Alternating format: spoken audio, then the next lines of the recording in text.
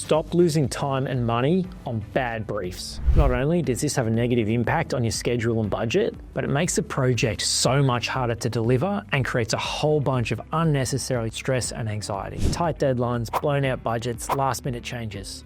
Sound familiar? If you've been there, you're not alone.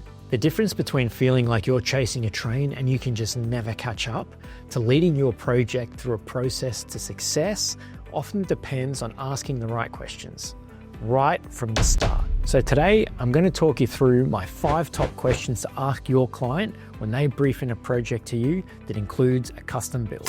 If you don't know me, my name's Terry, and I've been delivering custom builds for brands and agencies for over 15 years now. And I want to help you make your pop-up brand activation or experiential event as epic as possible and make the process of getting you there as simple as it can be. Let me tell you a story. I was working with a producer on a major activation. The design was beautiful, the timeline was achievable, and everything lined up with the budget. However, they didn't have key pieces of information from their client at the start.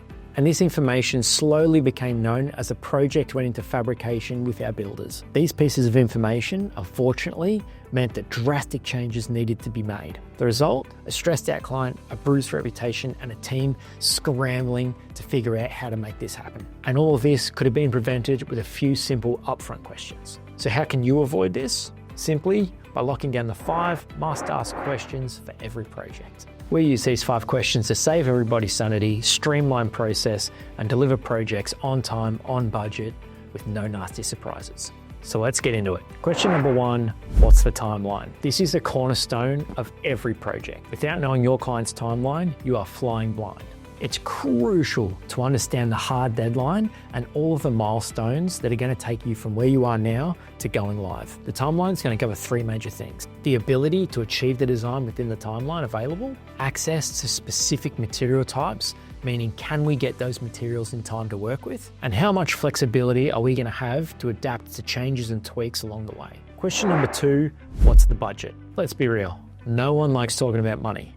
But this is when the magic or chaos begins. If you've sourced a quote from a supplier only to find out it's way over budget, then you'll know what I'm talking about.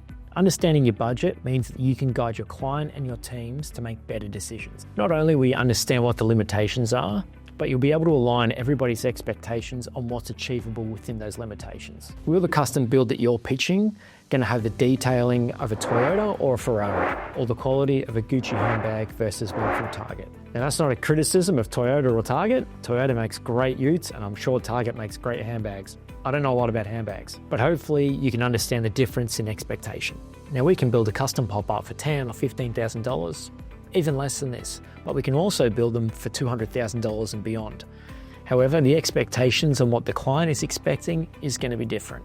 Question number 3, is your custom build going inside or outside? This one is super important because depending on what the answer is, it can change everything. Although the aesthetic of the design might not change at all, there are many other factors to consider if this build's going outside. The main ones are going to be things like, do we now need to make it waterproof so it's not going to leak? Do we need to change construction materials that are going to be able to cope with the heat or the rain? Will an engineer certificate be required? If you want to see one of my videos that explains everything about engineer certificates that you need to know for custom builds, I'll leave a link to that in the description below. Question number 4, what are the must-haves and the nice-to-haves? Every custom build has its non-negotiables. Maybe it's custom branding elements, specific finishes, or interactive elements. Asking this up front is going to allow you to prioritize your budget and focus on the areas that matter most. If you can present a solution to your client that fits within the budget and has the nice-to-haves as optional extras or upgrades, this is a much more productive conversation versus, here's the entire cost, what are we going to cut out of this thing?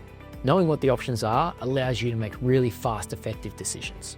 And the last one, number 5, will it be used again? What's going to happen after the pop-up brand activation or event? This is a question that too many people forget to ask at the start. Is it just a one-off? Is it going to get repurposed somewhere else? Is it going into storage? Or the big kicker, does this need to be installed more than once? Missing this question can bring the most disappointment at the end of the project. Generally what happens is a project gets briefed in as a one-off. Then the client sees it, they fall in love with it, and they want to use it again. It's really important to understand that a project that's going to get used as a one-off versus one that's going to get used multiple times is going to be built with completely different construction methods. Your custom builders are going to be thinking about things like, do we need to put this thing together with screws or bolts?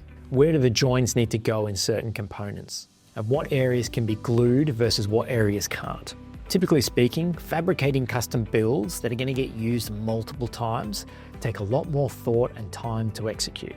And this is going to have a major impact on your timeline and budget. So hopefully your client doesn't change their mind in the middle of the process, because this is what's going to create a whole lot more work for everyone. Now, there's hundreds of great questions that you can be asking your clients at the start of a project, but these are just my top 5. So to quickly recap, what's the timeline? What's the budget? Is it going indoors or outdoors? What are the must-haves and nice-to-haves? And will it be used again? By asking these questions up front, you're going to be able to save yourself a whole bunch of time, money, and stress, and allow you to deliver an amazing result for your client. I hope this is helpful in some way. Keep your awesome ideas coming, and I'll catch you in the next one.